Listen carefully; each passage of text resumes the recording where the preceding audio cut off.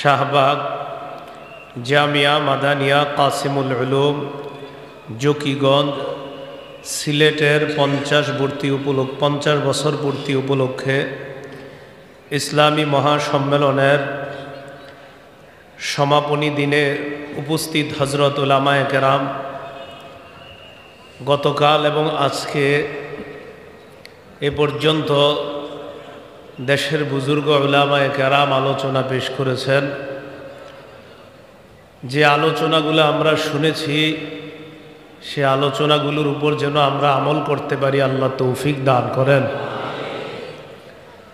সর্বস্তরের মুসলমান ভাইগণ, মাইকের আওয়াজ যদ্দূর যাচ্ছে বিভিন্ন ঘর বাড়ি বাসা বাড়িতে অবস্থানরত শ্রদ্ধা মা বোনেরা, আল্লাহ পাক রব্বুল আলামিনের দরবারে শুকরিয়া আদায় করছি। আল্লাহ আমাদেরকে এই ইসলামী মহাসম্মেলনে উপস্থিত হওয়ার তৌফিক দান করেছেন বলি আলহামদুলিল্লাহ। সূরা মাঈদার আয়াতের অংশ বিশেষ আপনাদের সামনে তেলাওয়াত করলাম। আয়াতে আল্লাহ পাক রব্বুল আলামিন বলেন,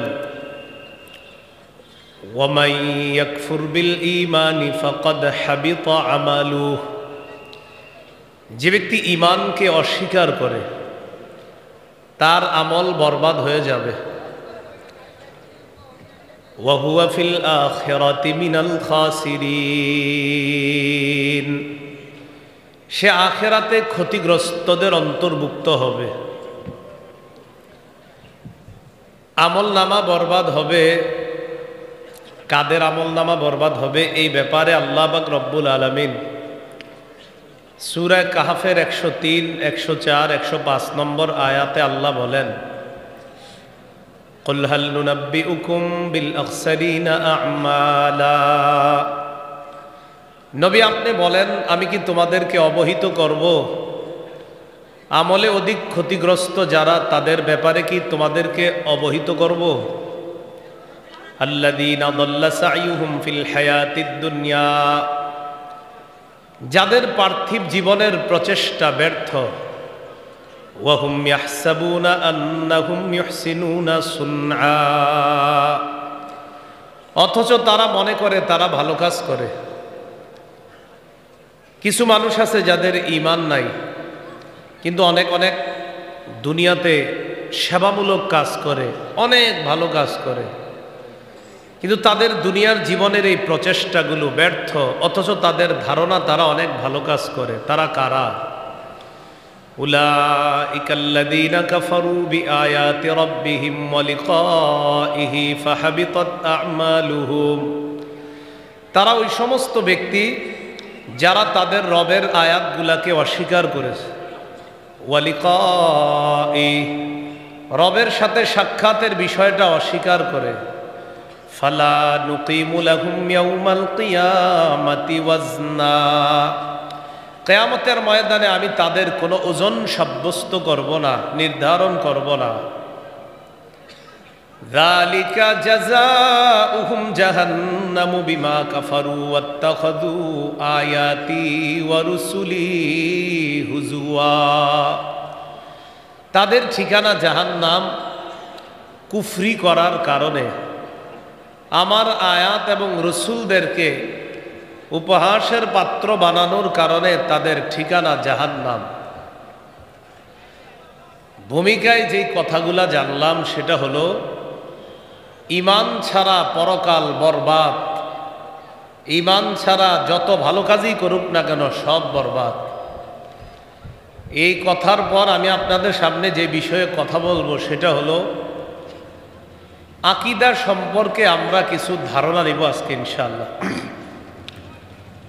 আকীদার ক্ষেত্রে 4টি কথা প্রথমে আমরা মনে রাখব। 1 নম্বর, অশুদ্ধ আকীদা। 2, অশুদ্ধ আকীদা মিশ্রিত বিশুদ্ধ আকীদা। 3, সংশয়বাদী আকীদা। 4, বিশুদ্ধ আকীদা। অশুদ্ধ আকীদা যারা পোষণ করে তাদের ঠিকানা জাহান্নাম। অশুদ্ধ আকীদা মিশ্রিত বিশুদ্ধ আকীদাওয়ালার কিছু লোক আছে কিন্তু এদের অশুদ্ধ আকীদা এত ভয়ঙ্কর, যার কারণে তাদের ঠিকানাও জাহান্নাম। মাইকম্যান ভাই, উপরে আওয়াজ ভাসায়েন না, ইকো দিয়েন না, শুরুতে যেমন নর্মাল ছিল সাউন্ড ওরকম রাখেন। হ্যাঁ, তো 2 নম্বর, যাদের আকীদা অশুদ্ধ আকীদা মিশ্রিত বিশুদ্ধ আকীদা, এমন অশুদ্ধ আকীদা যেই অশুদ্ধতার কারণে তাদের পরিণতিও জাহান্নাম। 3 নম্বর, সংশয়বাদী আকীদা। সংশয়বাদী আকীদা যারা পোষণ করে তাদের ঠিকানাও জাহান্নাম। 4 নম্বর, বিশুদ্ধ আকীদা। বিশুদ্ধ আকীদা সরিষার দানা পরিমাণও যদি হয়, আল্লাহ একদিন না একদিন জান্নাত দান করবেন। 1 নম্বর, অশুদ্ধ আকীদা। অশুদ্ধ আকীদা যারা পোষণ করবে, এই ব্যাপারে আবার 3টা কথা জানবো আমরা খুব মন দিয়ে। এখন আমার সাথে আপনারা সবাই একটু পড়াশোনা করতে হবে কিছুক্ষণ। অশুদ্ধ আকীদায় 3টা জিনিস জানবো। 1 নম্বর, আমার সাথে একটু বলেন, ঈমান ছাড়া ভালো কাজ। মরুভূমির মধ্যে মরীচিকাকে পানি মনে করার মতো। আপনারা অনেক খেলোয়াড়দের সম্পর্কে ফেসবুকে স্ট্যাটাস দেন যে তাকে আমার এই কারণে ভালো লাগে, অর্থাৎ ওই খেলোয়াড় অনেক ভালো ভালো কাজ করে কিন্তু তার ঈমান নাই। তার নাম আপনারা হাতে লেখেন, গলায় লেখেন, আরো কোন জায়গায় লেখেন আল্লাহ ভালো জানে। তো এই যে তারা ভালো ভালো কাজগুলা করতেছে কিন্তু আকীদা ঠিক নেই, এই যে আকীদা ঠিক নাই, ঈমান নাই, তো ঈমান ছাড়া ভালো কাজ, এই বিষয়ে আমরা 3টা কথা জানবো। তো বলি আবার, ঈমান ছাড়া ভালো কাজ। মরুভূমির মধ্যে মরীচিকাকে পানি মনে করার মতো। আপনারা বলেন তো, মরীচিকা কি পানি? ঈমান ছাড়া যারা ভালো কাজ করে তাদের মনে হবে অনেক কিছু করে ফেলেছি, কিয়ামতের ময়দানে মরার পর সে দেখবে আসলে কিছুই করে নাই। দলিল সূরা নূরের 39 নম্বর আয়াতে আল্লাহ বলেন, ওয়াল্লাযীনা কাফারু আ'মালুহুম কাসারাবিম বিকিআতি ইয়াহসাবুহুজ যামআনু মা।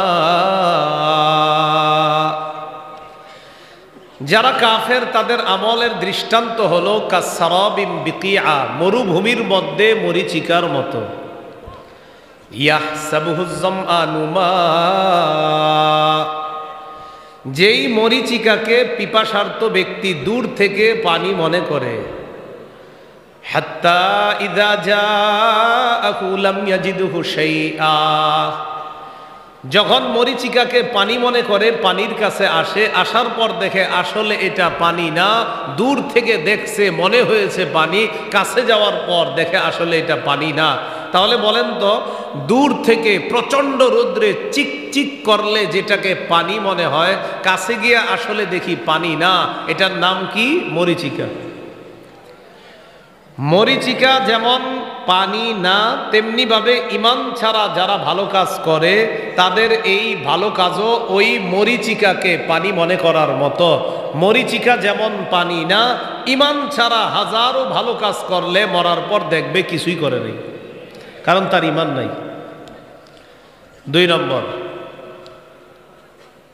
2 নম্বরটা বলার আগে একটু শোনেন। এই এলাকায় ঘোষণা হয়েছে আগামী অমুক তারিখে প্রচণ্ড ঝড় হবে, বাতাস হবে। এই প্রচণ্ড ঝড়ের দিনে বাতাসে আপনাদের এলাকার ক্ষয়ক্ষতি হতে পারে, এত নাম্বার সতর্ক সংকেত, এই ইত্যাদি ইত্যাদি ঘোষণা হয়েছে। আপনারা বুদ্ধি করে কি করছেন, এলাকার সবগুলা ছাই যেন বাতাসে উড়ে না যায়, সব এই শাহবাগ মাদ্রাসার পাশে এই মাঠে আইনা উপস্থিত করছেন, পাহাড় বানাইছেন ছাইয়ের। কিসের? কেন? যেন আপনাদের ছাইগুলা বাতাসে উড়ে না যায়, এজন্য হেফাজত করার জন্য মাঠে আইনা রাখছেন। এখন আপনারা বলেন তো, প্রচণ্ড ঝড়ের দিনে প্রবল বাতাসে এই যে মাঠে ছাইয়ের স্তূপ বানাইলাম, এই ছাই থাকবে না ভাগবে? একটু বুঝছেননি তো? বুঝলে এবার আবার পড়াশোনা করি, চলেন। বলেন, ঈমান ছাড়া ভালো কাজ। প্রচণ্ড ঝড়ের দিনে প্রবল বাতাসে ছাইয়ের স্তূপের মতো। বলেন, প্রচন্ড বাতাসে ছাইয়ের পাহাড় যেমন থাকে না, ঈমান ছাড়া ভালো কাজের পাহাড় করলেও সেই পাহাড়ের কোনো মূল্য থাকে না। বুঝে আসছে না? তাহলে ঈমান ছাড়া ভালো কাজের পাহাড় বানাইছেন। প্রচন্ড ঝড়ের দিনে ছাই যেমন থাকবে না, ঈমান ছাড়া হাজারো ভালো কাজের কোনো মূল্য থাকবে না। দলিল সূরা ইব্রাহিমের 18 নম্বর আয়াতে আল্লাহ বলেন, মাসালুল্লাযীনা কাফারু বিরাব্বিহিম আ'মালুহুম কারামাদিন ইশতাদ্দাত বিহির রিহু ফি ইয়াউমিন আসিফ। যারা তাদের রবকে অস্বীকার করে তাদের দৃষ্টান্ত হলো কারামাত, ছাইয়ের মতো। ইশতাদ্দাত বিহির রিহু ফি ইয়াউমিন আসিফ, যেই ছাইকে প্রচন্ড ঝড়ের দিনে প্রবল বাতাস উড়িয়ে নিয়ে যায়। যারা আল্লাহকে অস্বীকার করে তারা যদি ভালো কাজের পাহাড়ও বানায়া ফেলে, ঈমান না থাকার কারণে মরণের পর প্রচন্ড ঝড়ের দিনে প্রবল বাতাসে ছাইয়ের পাহাড় যেমন কোনো মূল্য থাকবে না, মরণের পর তার ঈমান না থাকার কারণে ভালো কাজের পাহাড়ের কোনো মূল্য থাকবে না। বুঝে ঠিক কইতাছেননি? তাহলে 1 নাম্বার, ঈমান ছাড়া ভালো কাজ মরুভূমির মধ্যে মরীচিকাকে পানি মনে করার মতো। 2, ঈমান ছাড়া ভালো কাজ প্রচণ্ড ঝড়ের দিনে প্রবল বাতাসে ছাইয়ের স্তূপ রাখার মতো। 3 নম্বরটা বলার আগে একটু আপনারা যারা সামনে আছেন, ওলামা হজরতরা না, শুধু আপনারা যারা সামনে, একটু উপরে তাকান আমার সাথে। তাকাইছেন? এখানে কোনো ধুলাবালি চোখে দেখা যাইতেছে না? আসলে ধুলাবালি আছে কিন্তু দেখা যাইতেছে না। তো কিছু ধুলাবালি আছে যেটা আমরা দেখি না। বাকি আগামীকাল সকালে পরীক্ষা করতে পারেন। টিনের ঘর আছে যাদের, টিনের ঘরের ছোট্ট ছিদ্র দিয়ে দেখবেন একটা রৌদ্র ঢুকে। এই রৌদ্রের আলোটা ঢুকলে দেখবেন কি জানি চিকচিক চিকচিক করে ঘুরি ঘুরি। আসলে কি এটা শুধু রৌদ্রের আলোতে না, পুরা ঘরে? পুরা ঘরে। তাহলে দেখা যায় শুধু একটু জায়গায়। তাহলে এমন কিছু ধুলাবালি আছে যেগুলো আমরা আমাদের চোখের সামনে উঠতে থাকলেও আমরা দেখি না, ঠিক না? তো এবার বলেন আমার সাথে, ঈমান ছাড়া ভালো কাজ না দেখা, উড়তে থাকা বিক্ষিপ্ত ধূলিকণার মতো। তো যেই ধূলিকণা দেখা যায় না, বলেন সেটা ওজন দিবে কিভাবে?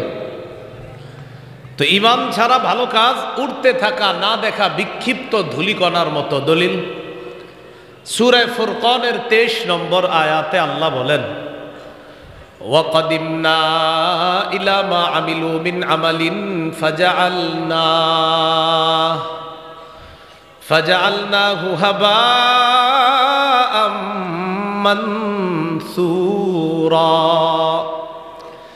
যারা ঈমান ছাড়া ভালো কাজ করে দুনিয়াতে, আমি আল্লাহ তাদের এই কর্মগুলোর সিদ্ধান্ত ফয়সালা করব, তাদের এই কর্মগুলোকে না দেখা বিক্ষিপ্ত ধূলিকণার মতো বানিয়ে দিব।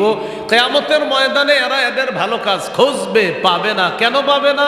কারণ উড়ন্ত বিক্ষিপ্ত ধূলিকণার মতো উঠতে থাকবে, তাই সেটা পাবে না। এজন্য আল্লাহ বললেন, ফালা নুকিমু লাহুম ইয়াউমাল কিয়ামাতি ওয়াজনা, আমি তাদের আমলের কোনো ওজন নির্ধারণ করব না। কারণ যেটা উড়তে থাকে এটার আবার ওজন হবে কিভাবে? তাহলে 3টা কথা অশুদ্ধ আকীদার ক্ষেত্রে শিখলাম। 1, ঈমান ছাড়া ভালো কাজ মরুভূমির মধ্যে মরীচিকাকে পানি মনে করার মতো। 2, ঈমান ছাড়া ভালো কাজ প্রচণ্ড ঝড়ের দিনে প্রবল বাতাসে ছাই রাখার মতো। 3, ঈমান ছাড়া ভালো কাজ না দেখা উড়তে থাকা বিক্ষিপ্ত ধূলিকণার মতো। এবার একটা হাদিস শুনি আমরা। সহিহ বুখারীর বর্ণনা 6317 নম্বর হাদিস, কিতাবুর রিকাক, কোমল হওয়া অধ্যায়, ইমাম বুখারী রহমতুল্লাহি আলাইহি হাদিসটা আনছেন। قال رسول الله صلى الله عليه وسلم يجاء بالكافر يوم القيامة। কাফেরকে কিয়ামতের ময়দানে উপস্থিত করা হবে। করার পর তাকে বলা হবে, লাউ কানা লাকা মিলউল আরদি যাহাবা আকুনতা তাফতাদি বি। তোমাকে যদি দুনিয়া পরিমাণ স্বর্ণ দেওয়া হয়, সারা দুনিয়া পরিমাণ স্বর্ণ যদি তোমাকে দেওয়া হতো, তুমি কি জাহান্নাম থেকে মুক্তি পাওয়ার জন্য আমাকে স্বর্ণগুলা দিয়ে দিতা? কাফের জবাব দিবে, দুনিয়া পরিমাণ স্বর্ণ যদি আমার হয়, আমি এই দুনিয়া পরিমাণ স্বর্ণ আপনাকে দিয়ে দিব, বিনিময়ে আমি জাহান্নামের আগুন থেকে মুক্তি চাই। আল্লাহর পক্ষ থেকে বলা হবে, কদ কুনতা সুইলতা মা হুয়া আইসার, তোমার কাছে এর চাইতে সহজটা চাওয়া হয়েছিল। সরিষার দানা পরিমাণ ঈমান নিয়ে যদি আসতা, দুনিয়া পরিমাণ স্বর্ণ দরকার ছিল না। এই দুনিয়া পরিমাণ স্বর্ণের চাইতেও সরিষা দানা পরিমাণ ঈমানের মূল্য আমি আল্লাহর কাছে বেশি হয়ে যেত, আমি তোমাকে জান্নাত দান করতাম। এটা চেয়েছিলাম, তুমি এটা করো নাই, বরং তুমি কি করেছো? তুমি দুনিয়ার মধ্যে শুধু ঈমান ছাড়া আর সব করছো। দুনিয়া পরিমাণ স্বর্ণ একদিকে রাখবা, ঈমান আরেক দিকে রাখবা, তো আল্লাহর কাছে ঈমানের মূল্য বেশি হয়ে যাবে। তাহলে 4 আকীদার প্রথম আকীদা শিখলাম, অশুদ্ধ আকীদায় হাজারো ভালো কাজের কোনো মূল্য থাকবে না। 2 নাম্বারটা আরেকটু মনোযোগ দিয়ে শুনবেন। অশুদ্ধ আকীদা মিশ্রিত বিশুদ্ধ আকীদা। কোরআনের আয়াত সংখ্যা 6236টা। 6236টা আয়াত একজন বিশ্বাস করে আর একটু জায়গা সন্দেহ করে, ঈমান আছে না গেছে। সূরা হুদের 17 নম্বর আয়াতে আল্লাহ বলেন, ফালা তাকু ফি মিরয়াতিম মিনহু ইন্নাহুল হাক্কু মির রাব্বিকা ওয়ালাকিন্না আকসারান নাসি লা ইউমিনুন। নবী, আপনি এই কোরআনের ব্যাপারে কোনো সন্দেহ করবেন না। পুরা কোরআন আল্লাহর পক্ষ থেকে সত্য বাণী হিসাবে এসেছে। তাহলে কোরআনের কোনো অংশে সন্দেহ করা যাবে? আচ্ছা, 6236টা আয়াতের 35টা একজন মানে একটু জায়গার সন্দেহ করে তার ঈমান চলে যাবে। আমাদের দেশ সহ সারা পৃথিবীতে একদল নামদারি মুসলমান আছে, যারা তাদের অফিসের সামনেও এটা লিখে রাখছে, লা ইলাহা ইল্লাল্লাহু মুহাম্মাদুর রাসূলুল্লাহ। এটা অফিসের সামনে লেখা। তাদের মসজিদের সামনেও লেখা, লা ইলাহা ইল্লাল্লাহু মুহাম্মাদুর রাসূলুল্লাহ। তাদের বই পুস্তকেও লেখা, লা ইলাহা ইল্লাল্লাহু মুহাম্মাদুর রাসূলুল্লাহ। আচ্ছা বলেন তো, এটা দেখলে কি কাউকে কখনো অমুসলিম মনে হয়? না। এখন যাদের এরকম লেখা, তাদেরকে যদি আপনি জিজ্ঞাসা করেন এটার অনুবাদ করেন, তো তিনি অনুবাদ করবে, লা ইলাহা ইল্লাল্লাহ, আল্লাহ ছাড়া কোনো ইলাহ নাই, মুহাম্মাদুর রাসূলুল্লাহ, মুহাম্মদ সাল্লাল্লাহু আলাইহি সাল্লাম আল্লাহর রাসূল। অনুবাদও ঠিক আছে, কালিমাও ঠিক আছে, অনুবাদও ঠিক আছে। এরপরে আপনার মনে এখন সন্দেহ রাখবে, আচ্ছা এদের কালিমাও ঠিক, অনুবাদও ঠিক, এরপরেও হুজুররা হ্যাঁ করে কাফের কয় কেন? থুর খায়া দেয় আর কাম পায় না হুজুর, এটা আপনার মনে আসবে। তখনই আপনি কি করবেন? তাদের কাউকে বলবেন, আচ্ছা ভাইজান এই কালিমাটার অর্থ কি? তো তিনিও বলবে, আল্লাহ ছাড়া কোনো ইলাহ নাই, মুহাম্মদ সাল্লাল্লাহু আলাইহি সাল্লাম আল্লাহর রাসূল। তো আপনি বলবেন, আরে অর্থও তো ঠিক, কালিমাও ঠিক।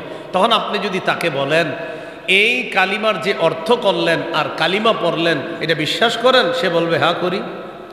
তখন আপনি বলবেন, আচ্ছা আপনাদেরকে অনেকে কাফের বলে কেন? তখন আপনার এই দুর্বলতায় সে বলবে, দেখছেন আমগরে অনেকে কাফের বলে, না বুঝে এরকম আপনারও বলবে।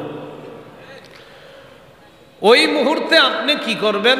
ওই ব্যক্তিকে বলবেন, আচ্ছা ভাইজান, কোরআনের 22 নম্বর পারার 2 নম্বর পৃষ্ঠায় সূরা আহজাবের 40 নম্বর আয়াতের অনুবাদটা একটু আমারে শোনান তো।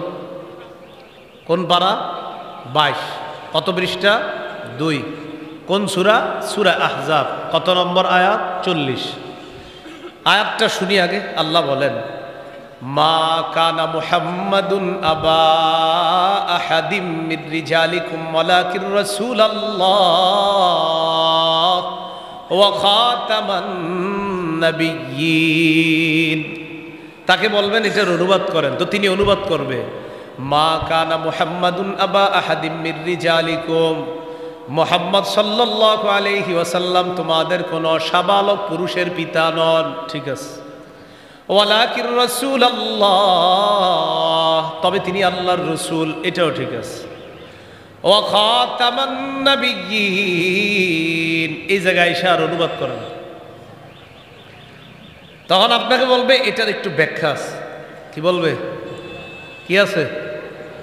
আপনি বলবেন না ব্যাখ্যা আর বা কিসের? খাতামান নাবিয়্যিনের অনুবাদ মুহাম্মদ সাল্লাল্লাহু আলাইহি সাল্লাম তোমাদের কোনো সাবালক পুরুষের পিতা না, ওয়ালাকিন রাসূল আল্লাহ, তিনি আল্লাহর রাসূল, ও খাতামান নাবিয়্যিন, তিনি শেষ নবী, বাস তো শেষ। তো উনি বলবে এটার একটু ব্যাখ্যা আছে। আপনি যখন জায়গা মতো বলবেন তখন বলবে ব্যাখ্যা আছে। ব্যাখ্যা আছে বলার পর আপনার হাত ধইরা বলবে একটু অফিসে আসেন, চা বিস্কুট খান। আপনি বলবেন চাও খাবো, বিস্কুটও খাবো, আগে খাতামান নাবিয়্যিনের অনুবাদ করেন। তখন যদি বলে এটার ব্যাখ্যা আছে, আপনি সাথে সাথে বলবেন ইমাম গাজালি বলেছেন লাইসা ফীহি তা'ওয়ীলুন ওয়ালা তাখসিস, খাতামান নাবিয়্যিন, এখানে ব্যাখ্যার কোনো সুযোগ নাই। আমাদের নবী মুহাম্মদ সাল্লাল্লাহু আলাইহি সাল্লামের পরে আর কোনো নবী নাই। তাহলে আমাদের নবীর পরে আর কোনো নবী নাই, এখানে আবার ব্যাখ্যা কিসের? এই জন্য তিনি বলবে মুহাম্মদ সাল্লাল্লাহু আলাইহি সাল্লাম আল্লাহর রাসূল, খাতামান নাবিয়্যিন মানে মুহাম্মদ সাল্লাল্লাহু আলাইহি সাল্লাম আল্লাহর শেষ নবী। বলেন কি আল্লাহর? সহিহ বুখারীর বর্ণনা 3535 নম্বর হাদিস। এই হাদিসের মধ্যে আসছে ক্বালা রাসূলুল্লাহ সাল্লাল্লাহু আলাইহি ওয়াসাল্লাম ইন্না মাসালি ওয়া মাসালাল আমবিয়াই মিন ক্বাবলি কামাসালি রাজুলিন বানা বাইতান ফাআহসানাহু ওয়া আজমালাহু ইল্লা মাওদিআ লাবিনাতিন মিন জাওিয়া। রাসূলুল্লাহ সাল্লাল্লাহু আলাইহি সাল্লাম বলেন, আমার আর আমার পূর্ববর্তী নবীদের দৃষ্টান্ত হলো এমন এক ব্যক্তির মতো যে একটি ঘর বানিয়েছে। বলেন কি বানিয়েছে? ঘরটা সুন্দরভাবে সাজিয়েছে। ইল্লা মাউদিআ লাবিনাতিন মিন জাওিয়া, ঘরের কোনায় একটা ইটের জায়গা ফাঁকা। বলেন ঘর সমাপ্ত না অসমাপ্ত? আবার বলছি, নবীজি বলেন আমার আর আমার পূর্ববর্তী নবীদের দৃষ্টান্ত এমন এক ব্যক্তির মতো যে ব্যক্তি একটি ঘর বানিয়েছে, ঘরটা সুন্দরভাবে সাজিয়েছে, ঘরের একটা ইটের জায়গা ফাঁকা রাখছে। ঘর সমাপ্ত না অসমাপ্ত? এরপর নবীজি সাল্লাল্লাহু আলাইহি সাল্লাম বলেন ফাজাআলান নাসু ইয়াতুফুনা বিহি ওয়া ইয়াজাবুনা লাহু ওয়া ইয়াকুলুনা হাল্লা উদিআত হাদিহিল লাবিনা। জনগণ ওই ঘরটা চারপাশে ঘুরে আর দেখতে থাকে। ওয়া ইয়াজাবুনা লাহু, সবাই আশ্চর্য হয়ে যায়। ওয়া ইয়াকুলুনা হাল্লা উদিআত হাদিহিল লাবিনা, জনগণ আশ্চর্য হয়ে বলে কেন ঘরের ইটের জায়গাটা ফাঁকা, এই ইটটা কেন লাগানো হয় নাই?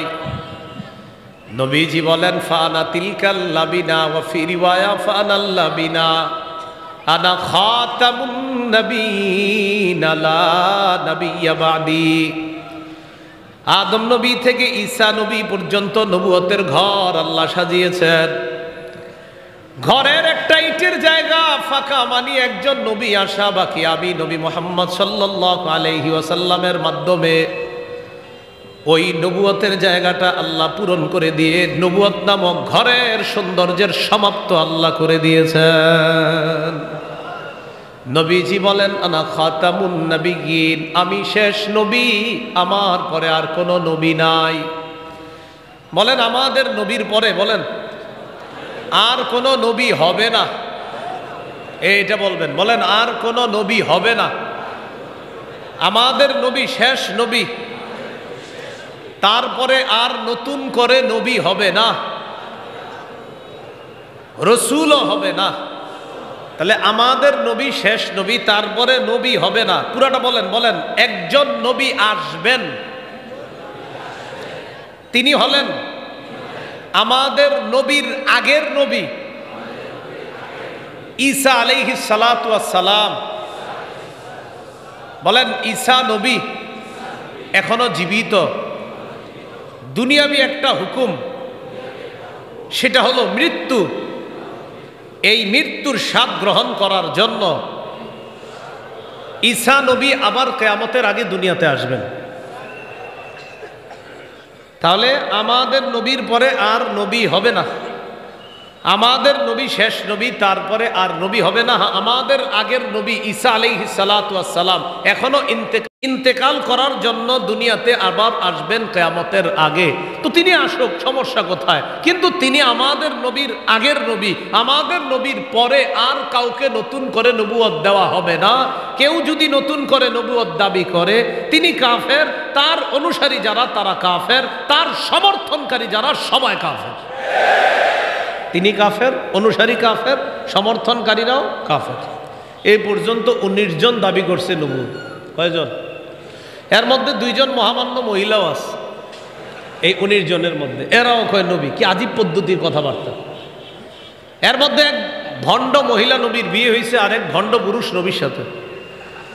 বিয়ে হওয়ার পর মহিলা নবী তার উম্মতের কাছে আসছে 2-3 দিন পরে। উম্মত জিজ্ঞাসা করছে, আপনাকে আপনার স্বামী মোহরানা কি দিস? কই এটা তো জানি না, একটু জানি আসতেছে।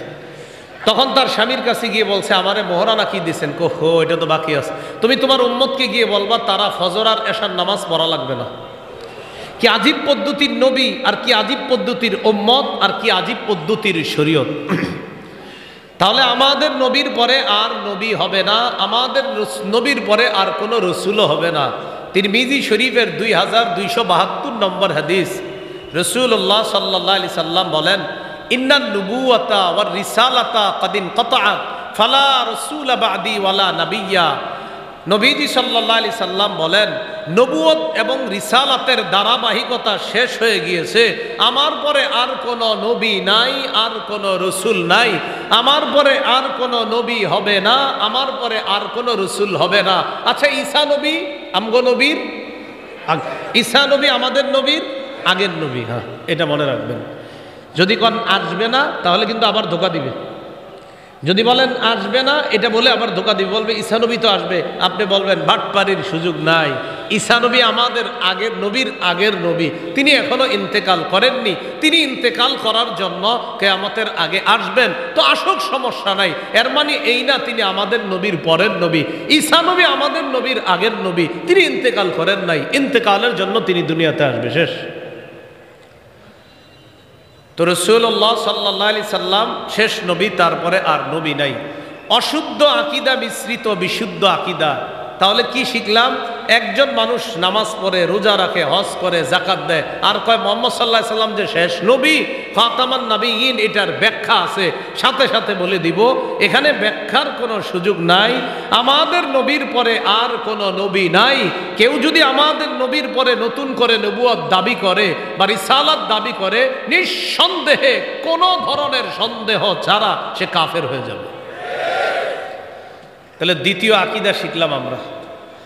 দ্বিতীয় আকীদার মধ্যে আরেকটা কথা, একজন মানুষ সারা বছর আল্লাহর ইবাদত করে, মাঝে মাঝে আবেগে গিয়ে ছোট্ট করে একটা সিজদা দেয় অমুক তমুক জায়গায়। আবেগে ছোট্ট করে একটা সিজদা আল্লাহ ছাড়া অন্য জায়গায় দেয়। এমনি পুরা বছর আল্লাহকে সিজদা দেয়।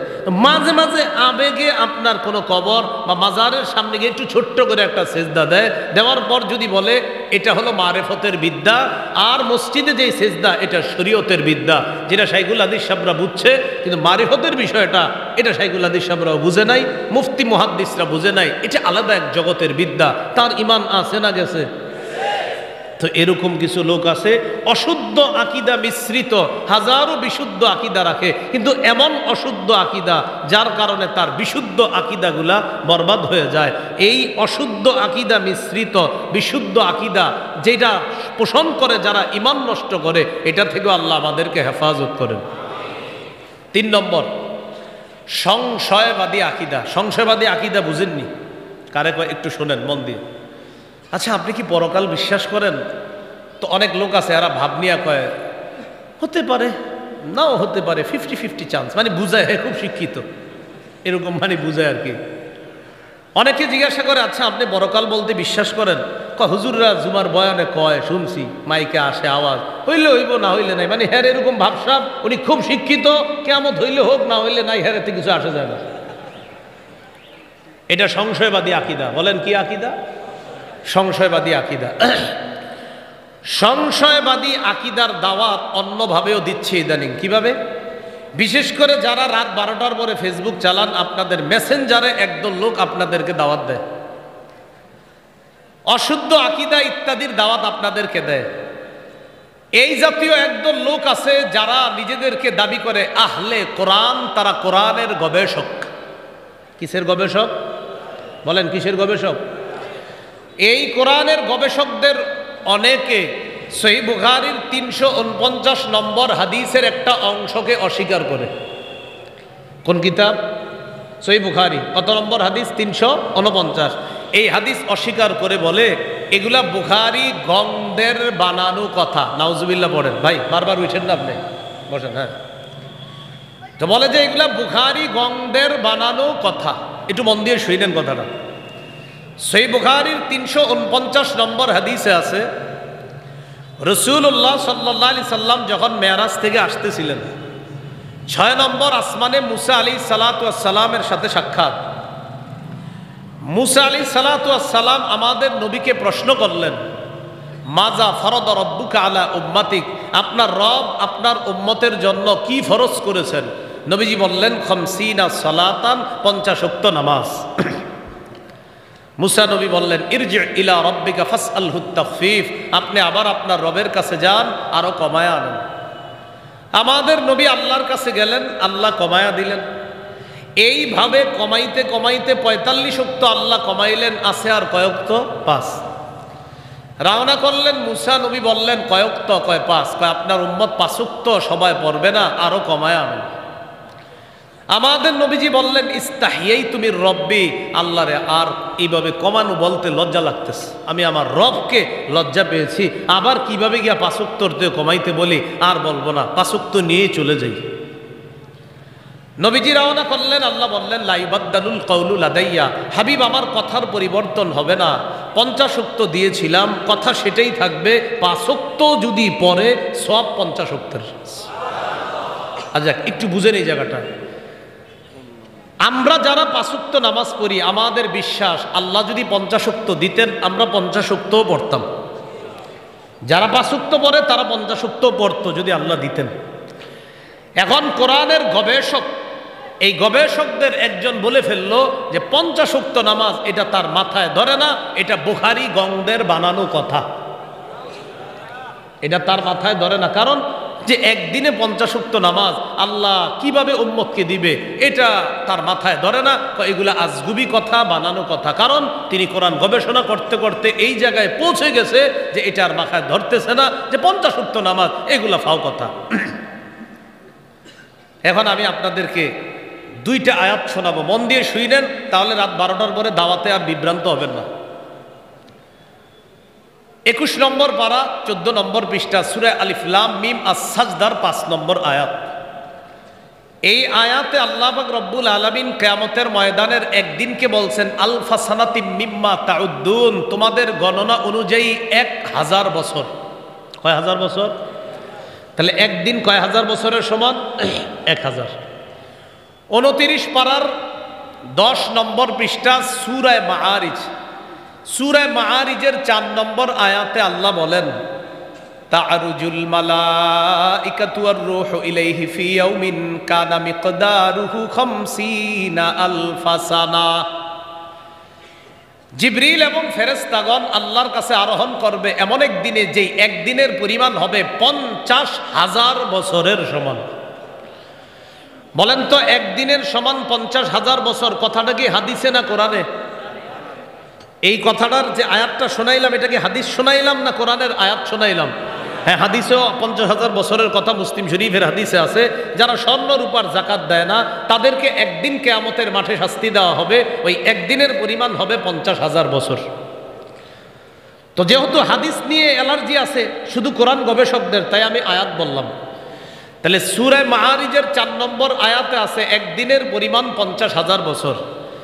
এখন কোরআনের গবেষক যারা, তাদের ব্যাপারে আমার ভালো ধারণা, সম্ভবত তারা গবেষণা করতে করতে এখনো সূরা আলিফ লাম মিম আস-সাজদার 5 নম্বর আয়াতে এখনো আসে নাই, আর সূরা মাআরিজের 4 নম্বর আয়াতে আসে নাই, কারণ তার মাথায় একদিনে 50 ওয়াক্ত ধরে না।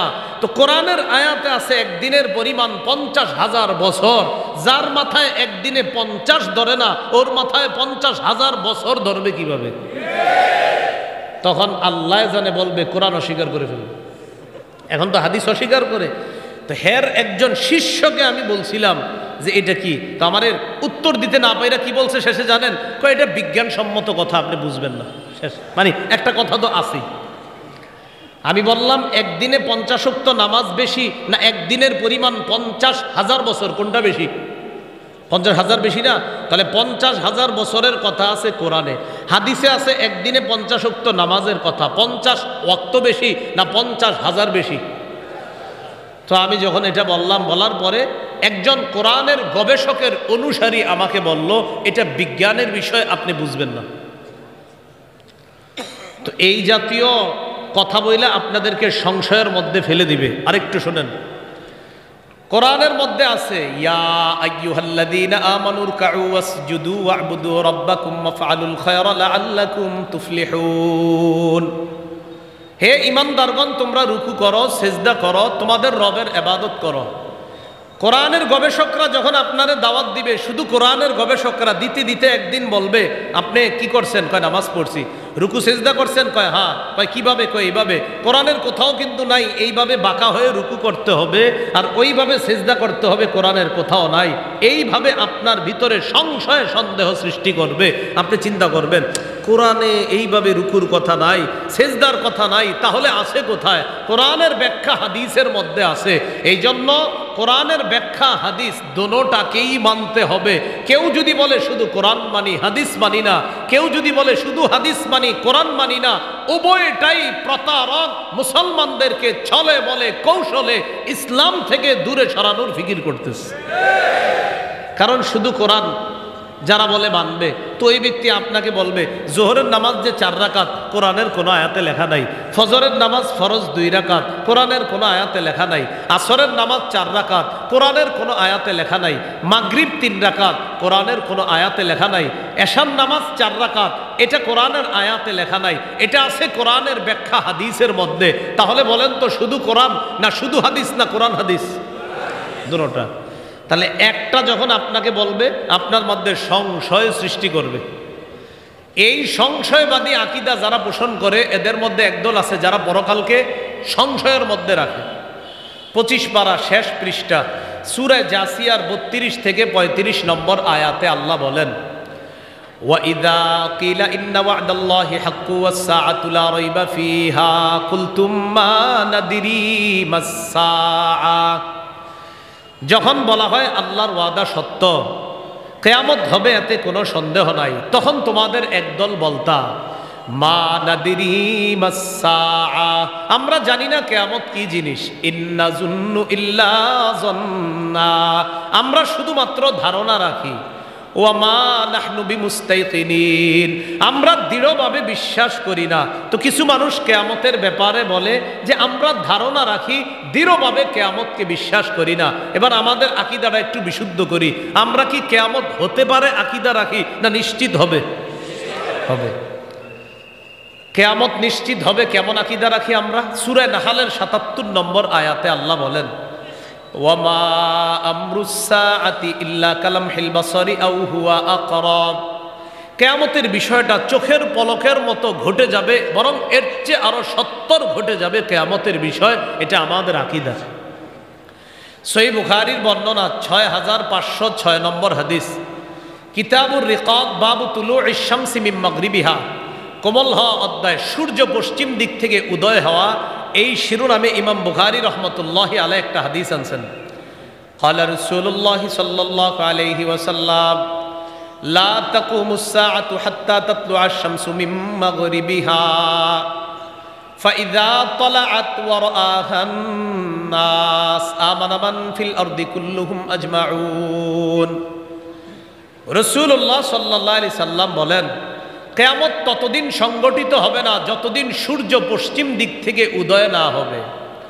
ফাইদা তালাআত ওয়া রাআহান নাস, সূর্য যেদিন পশ্চিম দিক থেকে উঠবে আর মানুষ যখন সূর্যটা পশ্চিম দিকে দেখবে, আমানা মান ফিল আরদি কুল্লুহুম আজমাউনা, পৃথিবীর যত নাস্তিক আছে, আল্লাহ অবিশ্বাসী যারা, সংশয়বাদী যারা, সবাই সেদিন ঈমান আনবে।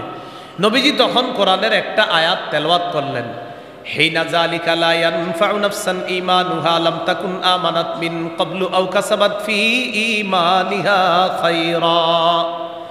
সেদিন তাদের ঈমান কোনো কাজে আসবে না। সেদিন নতুন করে কোনো আমল যারা করবে তাদের আমলও কোনো কাজে আসবে না। সূর্য যেদিন পশ্চিম দিক থেকে উঠবে সেদিন তাদের ঈমান তাদের কোনো উপকার করবে না। নতুন করে তারা যে আমল করবে এই আমলও তাদের কোনো উপকার করবে না। যতদিন সূর্য পূর্ব দিক থেকে উঠবে ততদিন আমলের কাজ হবে, ততদিন নতুন করে যদি ঈমান আনে কেউ, ঈমান আনার পর আমল করে, ঈমান আমল উভয়টা কাজ হবে সূর্য যতদিন পূর্ব দিক থেকে উঠবে। এরপর রাসূলুল্লাহ সাল্লাল্লাহু আলাইহি সাল্লাম বলেন, ওয়ালা তাকুমান্নাস সাআতু ওয়া ক্বাদ ইনসারাফার রাজুলু বিলাবানি লিকাহাতি। রাসূলুল্লাহ সাল্লাল্লাহু আলাইহি সাল্লাম বলেন, কোন ব্যক্তি উটনির দুধ দহন করছে, করার পর এই দুধটা পান করার সুযোগ পাবে না, এর আগে কিয়ামত হয়ে যাবে। ওয়ালা তাকুমান্নাস সাআতু ওয়া ক্বাদ রাফাআ আহাদুকুম উকলাতাহু ইলা ফিহি ফালা ইয়াতআমুহা। তোমাদের কেউ কেউ খাবারের লোকমাটা মুখের কাছে নিবে, গলায়ও দিতে পারবে না খাবারের লোকমা, এর আগে কিয়ামত হয়ে যাবে। তা আমাদের আকীদা বিশ্বাস হলো কিয়ামত হয়ে যাবে, নিশ্চিত হবে, এটা আমাদের আকীদা। আর আরেক দল মানুষের আকীদা হলো কিয়ামত হতে পারে, এটা সংশয়বাদী আকীদা। তাদের ব্যাপারে আল্লাহ বলেন, ওয়া মাওয়াকুমুন নার, তোমাদের ঠিকানা হলো জাহান্নাম। ওয়া মা লাকুম মিন নাসিরিন, তোমাদের কোনো সাহায্যকারী থাকবে না। এ হলো ৩ নাম্বার আকীদা, সংশয়বাদী আকীদা। এই সংশয়বাদী আকীদা থেকে আল্লাহ আমাদেরকে হেফাজত করেন।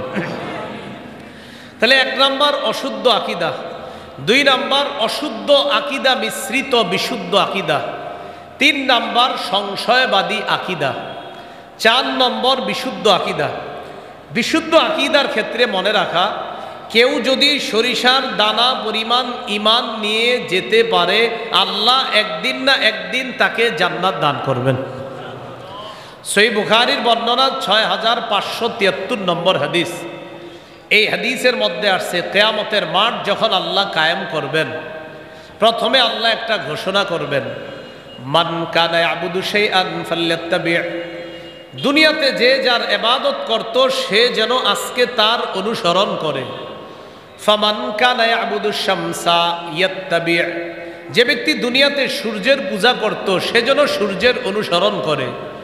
ওয়ায়াত্তাবি'ু মান কানা ইয়াবুদুল কমার, যে ব্যক্তি চন্দ্রের পূজা করত সে চন্দ্রের অনুসরণ করবে। ওয়ায়াত্তাবি'ু মান কানা ইয়াবুদুত তাওয়াগীত, যে ব্যক্তি দেব দেবীর পূজা করত দুনিয়ার মধ্যে সে আখিরাতে দেব দেবীর অনুসরণ করবে। এরপর আল্লাহ পাক রব্বুল আলামিন পুল সিরাত তৈরি করবেন। ইমাম বুখারী রহমতুল্লাহি আলাইহি শিরোনাম আনছেন, বাবু সিরাত জিসরু জাহান্নাম। পুল সিরাত হলো জাহান্নামের উপর দিয়ে একটা ব্রিজ, কিয়ামতের মাঠ থেকে এই ব্রিজ পার হয়ে মানুষ জান্নাতে যেতে হবে। এই পুলটার উপরে কাঁটা থাকবে। রাসূলুল্লাহ সাল্লাল্লাহু আলাইহি সাল্লাম বলেন, লা ইয়ালামু কদরা ইযমিহা ইল্লাল্লাহ, এই কাঁটাগুলা কত বড় হবে আল্লাহ ছাড়া কেউ জানে না। রাসূলুল্লাহ সাল্লাল্লাহু আলাইহি সাল্লাম বলেন, ফাকুনু আউওয়ালা মান ইউজিজু, সর্বপ্রথম এই পুল পাড়ি দিয়ে আমি জান্নাতে যাব। তাহলে পুল সিরাতটা সর্বপ্রথম পাড়ি দিবে মুহাম্মদুর রাসূলুল্লাহ সাল্লাল্লাহু আলাইহি সাল্লাম। এখন যেই বিষয়টা দেখেন, একদল মানুষ জান্নাতে যাবে আর একদল জাহান্নামে। কিছু ইমানদার আছে তারা বিভিন্ন অপরাধের কারণে বিভিন্ন মেয়াদে সাজা ভোগ করার জন্য তারা জাহান্নামে যাবে। তাদের ব্যাপারে আল্লাহর ফয়সালা, আখরিজু মান কানা ফি কলবিহি মিসকালু হাববাতিম মিন খারদালিম মিন ঈমান। আল্লাহ ফেরেশতাদেরকে বলবেন, যাদের অন্তরে সরিষার দানা পরিমাণ ঈমান আছে তাদেরকে জাহান্নাম থেকে বের করে জান্নাতে প্রবেশ করায়া দাও। সরিষার দানা পরিমাণ ঈমানওয়ালাদেরকে ফেরেশতারা জাহান্নামে তালাশ করবে। প্রশ্ন হলো, ঈমানদাররাও আগুনের মধ্যে পড়বে, বেঈমানরাও আগুনের মধ্যে পুরবে। এখন এই যে ইমানদার আর বেঈমান উভয়ের মধ্যে ইমানদারদেরকে ফেরেশতারা চিনবে কিভাবে? রাসূলুল্লাহ সাল্লাল্লাহু আলাইহি সাল্লাম বলেন, ইউরাফুনা বিআলামাতি আসারিস সুজুদ, ইমানদারদের কপালে সেজদার চিহ্ন দেখে চেনা যাবে তারা ইমানদার। কপাল কি তাহলে পুরবে না? বুখারীর বর্ণনায় নবী বলেন, ইন্নাল্লাহা হাররামা আলান নার আন তাকুলা মিন ইবনি আদামা আসারাস সুজুদ, আল্লাহ আগুনের উপর হারাম করে দিয়েছেন আগুন যেন আদম সন্তানের কপালটা, সেজদার স্থানটা না খায়। জাহান্নামের মধ্যে কোনো ইমানদার সাজা ভোগ করলেও সেজদা দেওয়ার কারণে তার কপাল আগুন যেন পুরাইতে না পারে, আগুনের উপর এটা আল্লাহ হারাম করে দিয়েছেন। এখন কথা হলো, ইমানদার যারা তারাও পুড়তে পুড়তে আদু হুমামা, কয়লার মতো কালো হয়ে গেছে। তো এই মানুষগুলাকে আল্লাহ জাহান্নামের থেকে বের করে এদেরকে এই কয়লার মতো কালি অবস্থায় জান্নাতে দিবে না। কি করবে তাহলে? ফায়ুলকাউনা ফি নাহরিল হায়াত, জান্নাতের দরজায় একটা নদী আছে, এই নদীটার নাম সঞ্জীবনী নদী। এই নদীর মধ্যে কয়লার মতো মানুষগুলাকে ডুব দেওয়ানো হবে, চুবানো হবে। এই মানুষগুলাকে ওই নদীর মধ্যে গোসল করানোর পর ফায়ামবুতুনা কানাবাতিল হিব্বাতি ফি হামিলিস সাইল, প্রবাহমান স্রোতের মধ্যে আবর্জনার মধ্যে যেমন উদ্ভিদ উৎপন্ন হয়ে সজীব হয়ে যায়, ইমানদারদেরকে ওই নদীতে গোসল করানোর পর তারাও সজীব সুন্দর হয়ে জান্নাতে প্রবেশ করবে। তো এইভাবে তারা জান্নাতে যাওয়ার পর একজন ইমানদার বাকি আছে, এখনো জান্নাতে যায় নাই, সর্বশেষ ইমানদার। এই ব্যক্তির ব্যাপারে মুসলিম শরীফের মধ্যে আসছে, আগুন তাকে ধাক্কাইতে ধাক্কাইতে সামনের দিকে নিয়ে যাবে। সর্বশেষ জাহান্নামের কিনারায় যখন তাকে নিয়ে যাবে, একদম জাহান্নামের কিনারায়, বুখারীর বর্ণনায় মুকবিলুন বিওয়াজহিহি আলান নার, চেহারাটা আগুনের দিকে এইভাবে দিয়ে রাখবে। তো আগুনের দিকে যখন চেহারা থাকবে, ওই ব্যক্তি আল্লাহকে বলবে, ইয়া রাব্বি কদ কাশাবানি রিহুহা ওয়া আহরাকানি যাকাউহা, হে আমার রব, আগুনের লু হাওয়া আমাকে ঝলসে দিয়েছে, জ্বলন্ত আগুন আমাকে পুড়িয়ে দিয়েছে। ইসরিফ ওয়াজহি আনিন নার, আল্লাহ আপনি আমার চেহারাটা আগুন থেকে একটু অন্য দিকে ঘুরাইয়া দেন। আল্লাহ তখন তাকে বলবে, লাআল্লাকা ইন আ'তাইতুকা আন তাসআলানি গায়রা, আমি যদি তোমার চেহারা অন্য দিকে ঘুরাইয়া দেই, তুমি আবার আমার কাছে আরেকটা চাইবা। বান্দা জবাব দিবে, লা ওয়া ইজ্জাতিকা ইয়া রাব্বি লা আসআলুকা গায়রা, আল্লাহ আপনার ইজ্জতের শপথ, আপনার কাছে আর কিছুই চাইব না। এই কথা বলার পর তার চেহারাটা যখন আল্লাহ ঘুরাইয়া দিবে, মুসলিম শরীফের বর্ণনায় লম্বা বর্ণনা আসছে, আব্দুল্লাহ ইবনে মাসউদ রাদিয়াল্লাহু তাআলা আনহু বলেন, ওই ব্যক্তি যখন অন্যদিকে চেহারাটা থাকবে, তাকায়া দেখবে, তুদাউ লাহু শাজারা, একটা গাছ দেখা যায়, এই গাছটা অনেক সুন্দর। বান্দা আল্লাহকে বলবে, ইয়া রাব্বি আদনিনি মিন হাদিহিশ শাজারাতি লিআস্তাজিল্লা বিজিল্লিহা ওয়া আশরাবা মিন মাইহা, আল্লাহ আমাকে ওই গাছের নিচে নিয়ে যান, আমি গাছের ছায়া নিব, গাছের পানি পান করব। আল্লাহ বলবেন, তুমি না বললা আমার কাছে কিছুই চাইবা না, আমি যদি তোমাকে গাছের ছায়ার নিচে নিয়ে যাই, তুমি আবার আমার কাছে আরেকটা চাইবা। তো এই বান্দা বলবে, আল্লাহ আমি ওয়াদা করতেছি আমি আর কিছুই চাইবো না আপনার কাছে। আল্লাহ তাকে গাছের ছায়ায় নিয়ে যায়। গাছের ছায়ায় নিয়ে যাওয়ার পর বান্দা যখন গাছের পানি পান করবে আর গাছের ছায়া নিবে, তখন ওই বান্দা বলবে, আল্লাহ আমারে যেই নেয়ামত দান করছে, এমন নেয়ামত আদম সন্তানের পূর্বাপর কাউকে আল্লাহ দান করে নাই। আসলে কি আল্লাহ দান করে নাই? যারা জান্নাতে আছে ওর চেয়ে বড় নেয়ামতের মধ্যে আছে না? কিন্তু ওর মনে হবে আমাকে আল্লাহ সবচেয়ে বড় নেয়ামত দান করছেন। এখন ওই গাছের নিচে আছে, গাছের ছায়া নেয়, গাছের পানি পান করে। হঠাৎ তাকায় দেখে, তুদাউ লাহু শাজারাতুন হিয়া আহসানু মিনাল উলা, আরেকটা গাছ, এই গাছটা প্রথম গাছের চাইতে আরো বেশি সুন্দর। এখন ওই বান্দা আল্লাহকে বলে, আদিনিনি মিন হাদিহিশ শাজারাতি লিআস্তাজিল্লা বিজিল্লিহা ওয়া আশরাবা মিন মাইহা, আল্লাহ আপনি আমাকে এই গাছের ছায়ার নিচে নিয়ে যান, আমি গাছের ছায়া নিব, গাছের পানি পান করব। আল্লাহ বলে, ওয়াইলাকা ইবনা আদাম মা আগদারাক, হে আদম সন্তান তুমি বড় গাদ্দার, এই গাদ্দার মহাব্বতের গাদ্দার বলা, এটা কিন্তু রাগ করে আল্লাহ বলবে না, এটা মহাব্বতের বলা যে তুমি বড় গাদ্দার, তুমি না বললা আমার কাছে আর কিছুই চাইবা না, আবার তুমি আমার কাছে বলতেছো আরেকটা। আল্লাহ এটাই শেষ, দ্বিতীয় গাছের নিচে নেন, আমি আর কিছুই চাইব না। আল্লাহ তাকে দ্বিতীয় গাছের নিচে নিবে, নেওয়ার পর ওই ব্যক্তি যখন গাছের ছায়া নিবে, গাছের পানি পান করবে, তখন ওই বান্দা তাকায়া দেখবে তুদাউ লাহু শাজারাতুন হিয়া আহসানু মিনাল উলায়াইনি ইনদা বাবিল জান্নাহ। আরেকটা গাছ দেখা যায় জান্নাতের দরজার মধ্যে, ওই গাছটা প্রথম দুই গাছের চাইতে কোটি গুণ বেশি সুন্দর, অনেক সুন্দর একটা গাছ।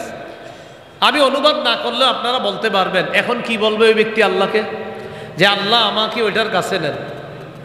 বুখারীর বর্ণনাটা আল্লাহকে বলবে কর্রিবনি ইলা বাবিল জান্নাহ, আল্লাহ আমারে জান্নাতের দরজার কাছে নেন। মুসলিমের বর্ণনা আল্লাহ আমারে ওই গাছের ছায়ায় নিয়ে যান।